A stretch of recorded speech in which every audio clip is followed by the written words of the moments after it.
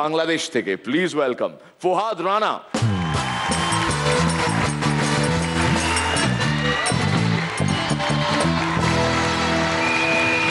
আসসালামু আলাইকুম। ওয়ালাইকুম আসসালাম।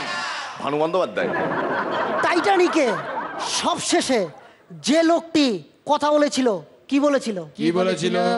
ওয়েটারকে বরফ অর্ডার দিয়েছিলাম, ঠিক আছে, কিন্তু এইভাবে দেওয়ার কি দরকার ছিল? আমাদের দেশের মন্ত্রীরা এত দুর্নীতি করার পরেও পদত্যাগ করে না কেন? পদত্যাগ করলে ওনারা হাঁটবেন কিভাবে? সেদিন রাজীব দারে কইলাম, দাদা তোমার বউ নাকি দেখতে পরীর মতো সুন্দর। দাদা কইল, দেখতে পরীর মতো না হইলো স্বভাবটা পরীর মতো। মানে ওই যে মেজাজটা সবসময় আকাশে চইরা থাকে। আমরা আধুনিক যুগে আছি, ধরেন এটা 2020 সাল। আমি রাস্তা দিয়ে হাঁটতাছি, এমন সময় ওদিক থেকে একটা লোক আয়া ছুরি দেয় আমারে, কইল, ওই জানো সেটা কি? আমি বললাম, হ দাদা জানি, এটার নাম ছুরি, এটা দিয়ে মাছ মাংস আলু পটল সব কাটন যায়। বাহ, সঠিক উত্তর, এই লো 500 টাকা। মানে আমি দাদাগিরিতে আইছি। একদিন এক মাইয়া রাস্তার ধারে ভ্যা ভ্যা কইরা কান্তাছে।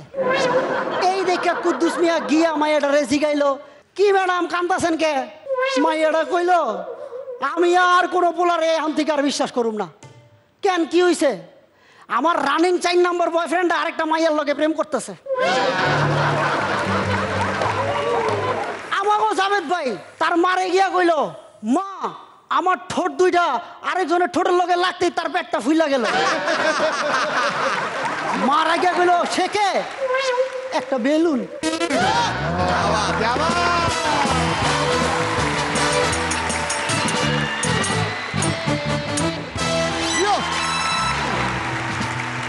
পরান্দাকে দিয়ে শুরু করি।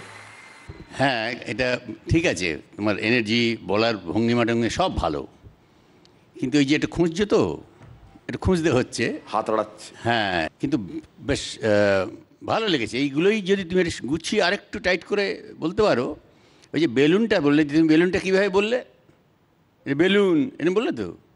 হ্যাঁ, সেদিন জাভেদ ভাই তার মাকে গিয়ে বললো, মা আমার ঠোঁট দুটো এই সময়টা দিতে হবে, যে শুনবে লিসনার তার একটা চিত্রকল্প হবে, লাস্টে গিয়ে তুমি সেখানে বাড়িটা মারবে।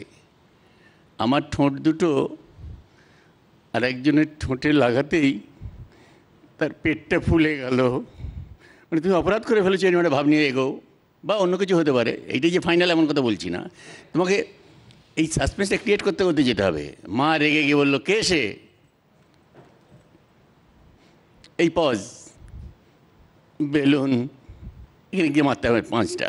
যদি এইটাই করো, এর আর কোনো পাঞ্চ লাইন নেই, এই পজ অ্যান্ড পাঞ্চ, লাফটার, এই যে গ্রাফটা খুব ভালো হয়েছে। তনুশ্রী, আমার কিন্তু মানে 100-তে 74.5 লেগেছে।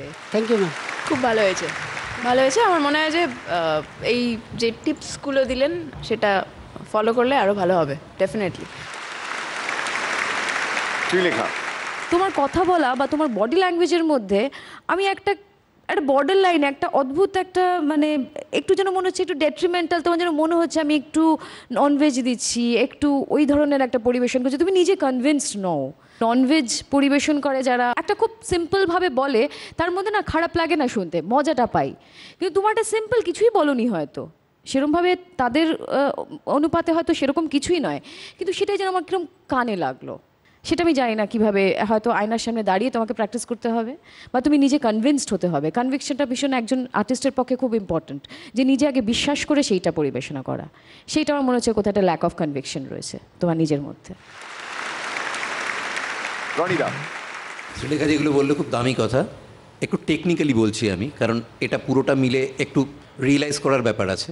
এনার্জিটা বাড়বে, স্পিডটা বাড়বে, খুব যে খারাপ হচ্ছে সেটা আমার মনে হয়নি। কিন্তু তুমি যখন পাঞ্চ লাইন বলছো, সেখানটায় গিয়ে তোমার কোথাও একটা ঘাটতি হচ্ছে, সেটা তুমি নিজেই বিশ্বাস করতে পারছো না যে আমরা যথেষ্ট হাসবো, কনফিডেন্সের অভাব হচ্ছে। এই কটা মাথায় রাখো, ওরা যেগুলো বললেন সেগুলো মাথায় রাখো, আমার মনে হয় নিশ্চয়ই বেটার হবে। ঠিক আছে, অল দ্য বেস্ট।